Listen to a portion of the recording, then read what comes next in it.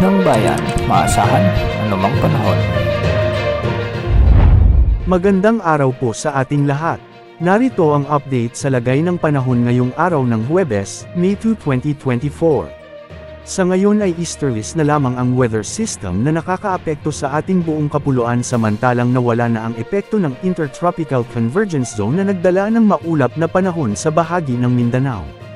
Ngayong araw ay magiging maaliwalas ang panahon sa buong bansa at posible ang mga localized thunderstorms na magdala ng mahihina hanggang sa katamtamang pag-ulan sa ilang lugar sa Northern Luzon, partikular sa Ilocos Norte, Abra, Ilocos Sur, Kalinga, Apayao, Cagayan, Mountain Province, Benguet, Ifugao at Nueva Vizcaya. Posible ring makaranas ng mga thunderstorms ang ilang bahagi ng Metro Manila pagsapit ng hapon at gabi. Ayon sa paniniwala ng mga matatanda, ang unang buhos ng ulan sa buwan ng Mayo ay nakakapagpagaling daw, pero ayon naman sa mga eksperto, mas nakakadulot ito ng mga sakit dahil sa mga naipong polusyon sa hangin at posible pang may kasamang asido dahil sa mga kemikal na nasa hangin.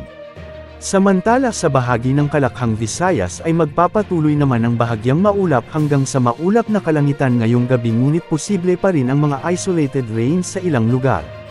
Posible rin ang mga thunderstorms sa hapon at gabi sa bahagi ng Palawan, Central Visayas at Eastern Visayas.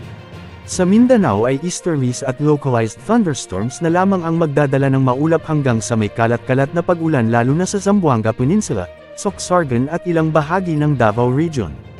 Ngayong buwan ng Mayo ay ang buwan kung kailan inaasahang makakaranas ng mahigit 45 degrees Celsius heat index ang buong bansa, ayon sa PAGASA. Ang tumitinding init na nararanasan natin ngayon ay tinuturing ng emergency situation ayon sa ilang eksperto. Kahapon pumalo sa 48 degrees Celsius ang pinakamataas na heat index sa Catarman, Northern Samar at Pili, Camarines Sur. Ngayong araw posible namang pumalo ang highest heat index na 48 degrees Celsius sa Pili, Camarines Sur ulit. Posible ring umabot sa 47 degrees Celsius sa Dagupan City, Pangasinan. Ngayong buwan ng Mayo na nasa peak na tayo ng tag-init, isa o dalawang bagyo pa rin ang posible o inaasahan ngayong buwan.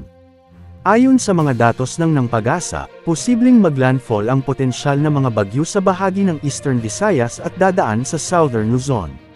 May posibilidad din na lumihis o mag-recurve sa bansa ang bagyo. Samantala, banayad din naman ang mga karagatang sakop ng bansa at wala namang nakataas na gale warning sa anumang karagatang sakop ng ating bansa, kaya malaya ang mga mangingisda at may sasakyang pandagat na pumalaot ngayong araw. Wala o mababa rin ang chance na magkaroon o may mumuong LPA o low pressure area o bagyo sa susunod na 3 hanggang 5 araw hanggang sa susunod na linggo. Yan po ang update sa lagay ng ating panahon. Ito po ang weather update ng bayan, maaasahan anumang panahon.